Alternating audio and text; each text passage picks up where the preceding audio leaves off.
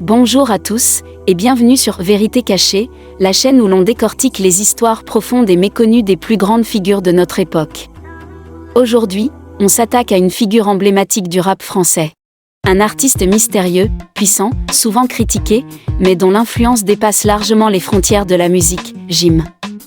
Installe-toi bien, abonne-toi pour ne rien rater, et découvre avec nous l'histoire complète de celui qu'on appelait autrefois Gandhi Djuna.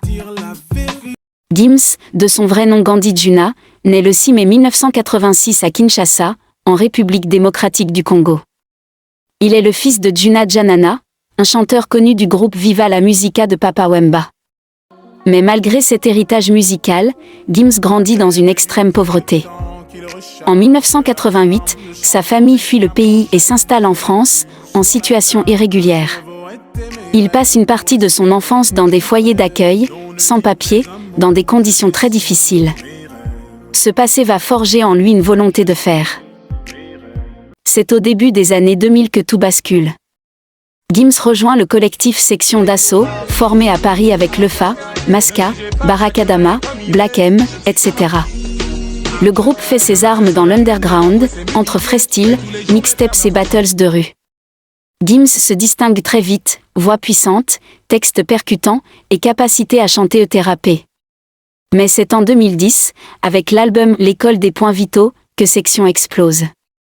Les titres Désolé, Wati by Night, Casquette à l'envers deviennent des classiques. Gims est au sommet, mais il voit déjà plus grand. En 2013, Gims prend un énorme risque, il quitte le groupe et sort son premier album solo, Subliminal. C'est un succès massif. Le titre Je me tire devient un tube incontournable. L'album est certifié disque de diamant, avec plus d'1 million d'exemplaires vendus. Mais ce succès n'est pas un coup de chance. Gims est travailleur, perfectionniste, producteur, compositeur. Il contrôle chaque détail. À partir de là, Gims ne redescendra plus jamais. Il enchaîne les hits, Sapé comme jamais, Bella, Est-ce que tu m'aimes, tu vas me manquer. Ses albums Mon cœur avait raison, 2015, puis Ceinture noire, 2018, battent des records. Il devient l'un des artistes les plus streamés d'Europe et d'Afrique francophone. Il collabore avec Sting, Maluma, J Balvin, Lil Wayne. En parallèle, il devient un symbole de style, un entrepreneur et une figure de fierté pour l'Afrique. Mais qui est vraiment Gims ? Derrière le personnage public, on découvre un homme cultivé, complexe, curieux. Passionné par la philosophie, les religions, l'histoire et même la science-fiction. Il s'est lancé dans la BD et le manga avec Devil's Relic. C'est un autodidacte qui a bâti sa réussite tout seul. Et malgré la célébrité, il reste très attaché à ses racines congolaises. Il investit en Afrique, soutient des projets culturels et devient un acteur culturel majeur du continent. Mais le succès attire aussi les polémiques. Son image est jugée trop commerciale, trop lisse. Son refus de chanter pendant le Ramadan, ses déclarations religieuses ou historiques font parfois scandale. Certains fans du début lui reprochent d'avoir trahi l'esprit du rap, tandis que d'autres admirent son ouverture artistique.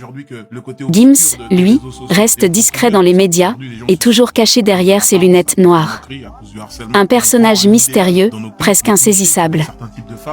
En tant que musulman aujourd'hui, je ne peux pas croquer, comme on dit, la vie à pleines dents. Je peux pas profiter à 100% du showbiz, des fans, abuser de ce pouvoir et dormir tranquille. Non, je peux pas. Je sais qu'il y a beaucoup de bien, entre guillemets, il y a beaucoup de bien qui découle de tout ça. Les gens aiment ma musique, ça leur donne de la force. Mais je sais aussi le côté sombre que ça peut ramener aujourd'hui. Je sais aujourd'hui que le côté obscur des réseaux sociaux. Et on contribue à tout ça. Aujourd'hui, les gens se suivent à cause de l'apparence, à cause des moqueries, à cause du harcèlement. On vend un idéal dans nos clips, des clichés, avec certains types de femmes ou certains types d'hommes, certains types de véhicules. On crée une frustration générale dans la société. On pousse les gens indirectement à devenir un stéréotype. Ça, c'est la profondeur. Là, je suis en train de parler c'est le noyau, c'est l'épicentre, c'est la mâche, c'est machiavélique en vérité. Mais on est tous dedans. Que ce soit les publicités, que ce soit tout ça. En tant que religieux, entre guillemets, religieux du vendredi, on se doit de savoir ça quand même. Il n'y a pas que du bien finalement qui peut découler de tout ça, de toute cette vantardise, de toute cette exposition, de toute cette fanfaronnerie. Parce que oui, il faut le dire, on fanfaronne. On montrer des belles voitures, des jets privés, des machins. Qu'est-ce qu'on cherche derrière ça? Une validation?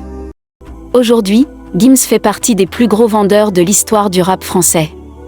Il a marqué toute une génération, que l'on adhère ou pas à son style. Il reste debout, malgré les critiques, fidèle à sa vision. Son parcours est une leçon de persévérance, de sans-papier à superstar mondial, d'un ghetto parisien à la scène internationale. Un artiste qui casse les codes et continue de surprendre. Voilà, tu viens de découvrir l'histoire complète de Gims, un artiste hors norme, à la trajectoire exceptionnelle.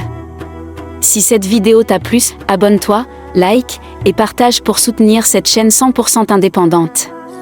Dis-nous en commentaire quel autre artiste tu veux voir ici, sur Vérité Cachée. Merci d'avoir regardé, et à très vite pour une nouvelle histoire vraie.